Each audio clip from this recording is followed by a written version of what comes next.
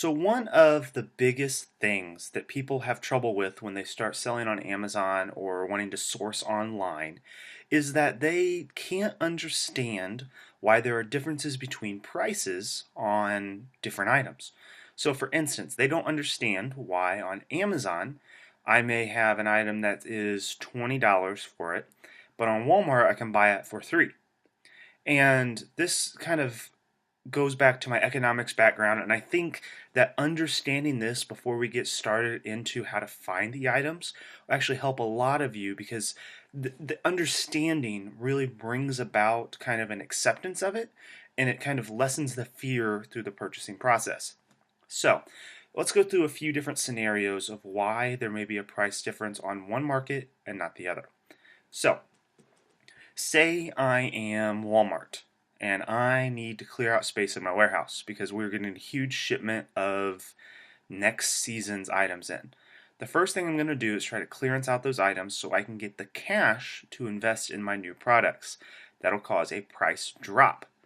Now, Amazon, they may have a bigger market, they may have bigger warehouse space, or they may have individual sellers who purchase it and then list it on their site. So Amazon's customer base is a little different than like Walmart's or Kmart's or Walgreens or any of those other stores. So just because one store needs to clear it out for a reason that is undetermined, such as, or not undetermined, but not, it's seasonal based, they may not have the same type of thing happening at Amazon. So one reason for price differences.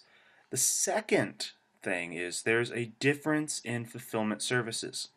Some people will only buy from Amazon because of Amazon Prime. They pay for that thing, they like the 2-day shipping, they know the customer service is there, they're willing to pay more for an item if it is on Amazon than it is on other stores. Some people never look at other stores. As an online sourcer, you'll find that you will look and find the best deals across all the websites. Most people aren't like us. We're a different breed. We're going to be those people who call up and say, hey, can you get me this for really cheap? We are purposefully looking for great items that are sales. A lot of people don't have the same tools or use the same methods we do to source items or buy items for themselves.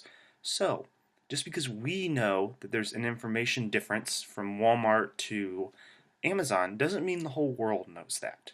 Some people may live in like New York, don't want to get on a subway to go to the local store, would have to carry the bags back, so they just want it shipped to their door. Somebody out of the Midwest may be on vacation and they need something shipped to them at their vacation home because they don't know where to get it locally. There's a lot of different things that go into the buying decision, and your acceptance of those things will make it a lot easier for you to buy. A lot of people find it's too good to be true. Why would this happen? And it's all supply and demand. The supply of something may be great in one area, demand for something may be greater in another. The market inefficiencies are what cause the price difference, and the speculators, or the arbitragists, if that's a word, are the ones who make those connections between the two marketplaces and actually profit, and everyone's better off. The people who wanted the item found it in the marketplace they're looking for it at. The people who are selling the item got it out of their hands, they made cash. The person in the middle fulfilled the market inefficiency and they get rewarded for their time. So hopefully that explains a little bit about how the marketplace works and why you'll be able to find some of these deals. If you have any questions, make sure to leave them below or shoot me a message and I'll be happy to answer them over anything in this course.